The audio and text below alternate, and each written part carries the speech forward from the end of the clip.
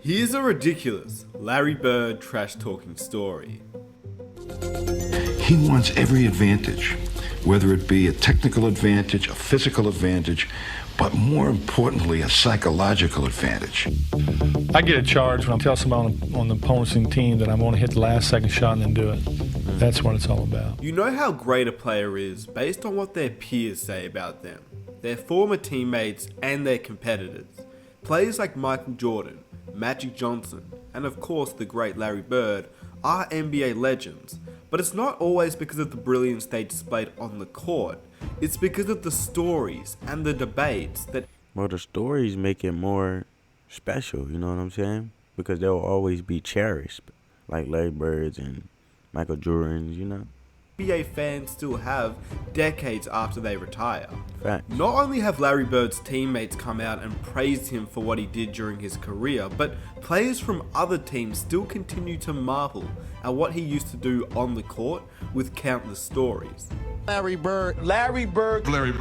He was ridiculous. One of the greatest players to ever touch a basketball. He's the best I ever played with, against, or anything I've ever seen. Ruined a lot of my successful games against the Boston Celtics. He talked about Even got Michael Jordan admitting, like, my man ruined a lot of games for me. trash. Bird was a bad somebody. In other words, when the best of the best continue to talk and marvel about what you did on the court, it just shows how great Bird was compared to everybody else in the league. And there are so many stories about the trash-talking, hard-working legend that is Larry Bird. But these stories in this video sum up Larry Bird completely. Both stories include Larry Bird's famous line, "I told you so." And you guys seem to love these types of videos, where I include interviews and clips and piece them all up together to make a story. One story so you can follow and you get a clear understanding of what was happening during that time. In this video, we combined ESPN's 30 for 30 on the Celtics and the Lakers, and an open court segment recorded in 2018 where Chris Bosh asked Kevin McHale for a Larry Bird story. Can you tell a Larry story? I haven't heard much of him, any stories about him talking trash, and he's so quiet. Then later on in the video, we look at another story which includes Larry Bird trash-talking Xavier McDaniel on the Dan Patrick Show, and also a documentary on Larry Bird. We combine all these interviews up together, and the story all flows together. You guys seem to love these videos, so I'd appreciate if you guys could leave a like on this video to show your support. It literally takes 2 seconds of your time, and it would really help my channel out. If you're new around here and enjoy these types of videos, feel free to subscribe. And lastly, I have plenty more videos just like this one on the channel for you to sit back, relax, and enjoy. I hope you're all staying safe, and let's get it started. Feels like every time we have somebody on who played against Bird, we always ask for their favorite trash talk story. Anybody better than Larry Bird? No, Larry's probably the best trash talker. Man, he been around him enough, so you saying, like, anybody besides Larry Bird, I mean, he been around a person more, he been around Larry Bird more than other players, so he's going to automatically would most likely say Larry Bird. See about Larry now? He's so buttoned down now. He's just like, I didn't do that. Man, that guy lies. He was the best trash talker, and he denies everything. Can you tell a Larry story? I haven't heard much of him, any stories about him talking trash, and he's so quiet. Yeah, it's just every other time, and I never got to play on the court or see. Do you have a favorite Bird trash talk story? But can you tell a story like something you remember? I'd say one of my there's a million of them, but one of my favorite ones is we're playing Phoenix and we're way ahead. Okay, The Celtics were playing the Suns, and we're down in the old Saddle Dome that they had outside. Right. And Larry, we're playing good as a team. Larry has the worst fourth quarter known to man. I mean, he's throwing the ball to the other team. I'm like, good Lord, we had like a 15-point lead. Next thing you know, we're down 2. And I'm like, how in the world are we going to lose this game, man? So we have a play, out of bounds play. I'm taking it out, and Larry says, I'm going to bust off the play, and I'm just going to come out, and I'm going to shoot a 3. And I'm like... And Larry says, I'm going to bust the play. I'm going to shoot a 3. And I'm like, Birdie. Yeah, my man said, I ain't listening to your play. I'm doing my own play. Just listen to me. It's just getting to overtime. I'm going to Robert.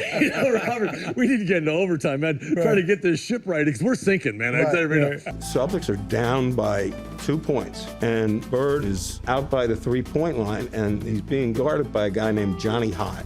And Johnny High is sort of backing away from Bird, and Bird says, hey, Johnny, you better come up and guard me a little closer. I'm just going to get the ball and shoot a 3, and the game's over. And Larry says, I'm going to bust the play. I'm going to shoot a 3. So, Larry not only tells me that, he walked by the bench and says, typical Birdie, just real slow. So he tells the Phoenix bench, he tells the coaches, yeah, I'm just fixing to bust a 3 on you guys and just go home. I'm tired of this.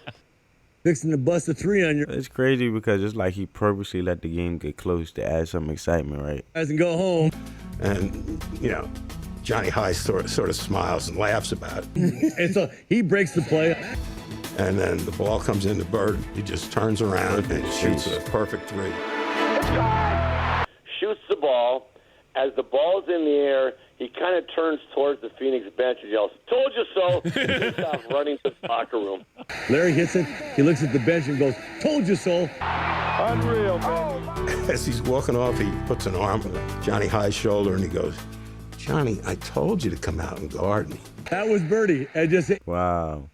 Funny, yeah. The confidence, man, that dude had so much confidence. He talked to the coaches. He talked to everybody. He was talking trash all the time, man. But fun. Great competitor, man. And I just started laughing. I was like, oh, man. It's just one of those ones where you just kind of, he has such supreme confidence. Where was the defender going? Because my man basically kicked out the hurry up and cut to the side, like cut close to the corner just to hit the wing shot. So it's like, bro, what was you doing? It's just one of those ones. I don't even know. I just started laughing. I was like, oh. The ball get passed. He's not even close to Larry Bird. He told Hopkins to get close. Then he swore he was going. Why would he pass the pass like a bullet pass instead of an overhead pass? So it's one of those ones where you just kind of. He has such supreme confidence, and it was just. Defender is horrible defense. That's the one when you were back in, and Larry went in and said, "Well, I won the game in the first 3 quarters, and I lost it in the third quarter, in the fourth quarter. Excuse me." My man basically got a slap in the face. He's like, "I told you so." No, some rice. The heck type of recipe is that? Anyway, family, let's continue. Then I won it at the end. He goes, "My record tonight is 2-1."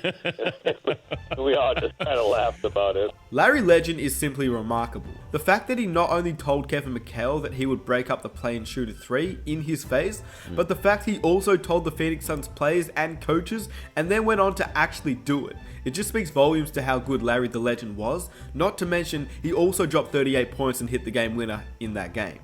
Larry was always one step ahead of the rest. He knew this and the NBA knew this, but it wasn't because he just was great, it was because he really worked hard to be the greatest at the time. That's no question about it, man. That's no question about it. My man used to be the first one on the court, last one to leave. Larry Bird. Larry Bird wasn't anything special either.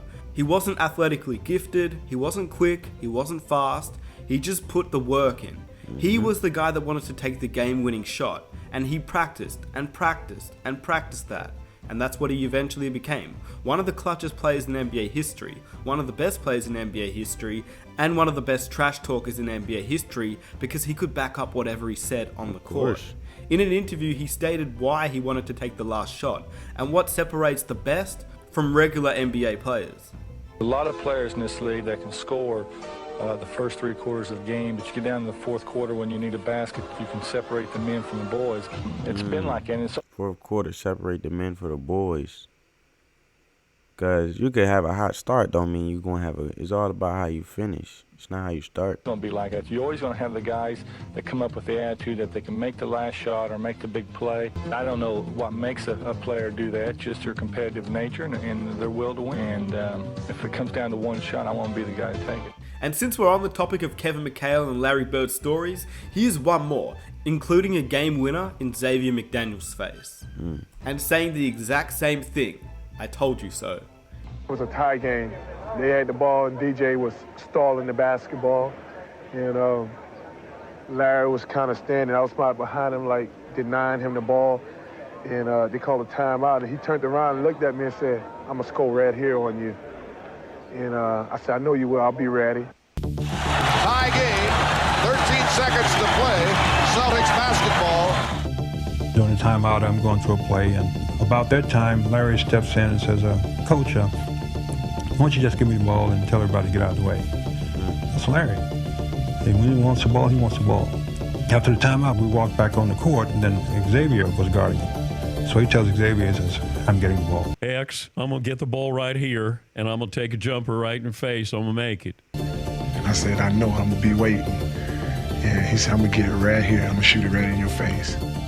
And then he gets the ball, takes the shot right in front of Xavier McDaniel. Two men with the post-up fadeaway shot. Shot. 10 seconds. 5, and Bird has the basketball. Look out. Larry Bird just phenomenal the way that And he came out, went right about that exact spot and shot a shot right in my face. I just looked back and the ball just went in, hit all net. He did a step back, a little step back. He said, I told you so. And, you know, he was like, I didn't mean to leave 2 seconds on the clock. He wanted to shoot it with 0 seconds on the clock. I walked back to the sideline like, dang. You know, and X tells the story. He's like, he did exactly what he was telling me he was going to do. There are so many stories of people saying that Larry Bird told me he was going to do this, and then he actually did it. This was just one of them, but I can make many more if you haven't seen them. Let me know if you've heard of these stories before. I doubt that many of you have heard the Phoenix Suns stories because you actually can't get any of that game on YouTube. So unless you go through documentaries and interviews, it's actually hard to find footage of what happened during that time, so I doubt many of you would have heard the first story. The second story of Xavier McDaniel is more well known, but still it's an amazing story with the same line, I told you so. And I hope you guys enjoyed the video. If you did and you enjoy these types of stories, I have plenty more on the channel. Be sure to hit that subscribe button and go on the channel to see if you enjoy any more like this. I'd really appreciate if you guys could drop a like. It takes 2 seconds of your time, and I'll catch you guys in my next video. I am out. Peace. I think so many people anticipated him not to do what he told them he was going to do. So it was like, man, he ain't going to do that. He probably psyching me out, but he really didn't. But I hope you guys enjoyed the video, family. Give this video a big thumbs up. On that note, family, peace.